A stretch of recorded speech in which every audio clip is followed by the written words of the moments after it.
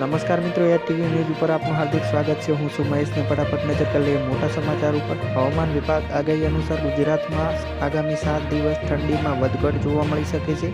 તાપમાન અંગે વાતાવરણમાં વધુ ફેરફારની શક્યતાઓ નહિવત છે।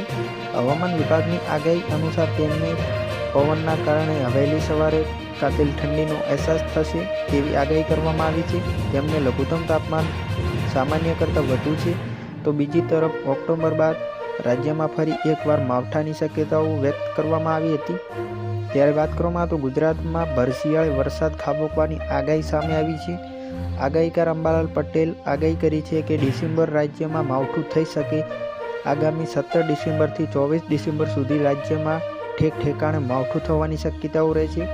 અંબાલાલની માવઠાની આગાહીના કારણે ખેડૂતોમાં ચિંતા પેઠી છે। મહત્વનું છે કે રાજ્યમાં છેલ્લા કેટલાક દિવસોએ દિતવા વાવાઝોડા બાદ પણ ગુજરાતના વાતાવરણમાં મોટો પ્રમાણમાં પલટો જોવા મળી રહ્યો છે।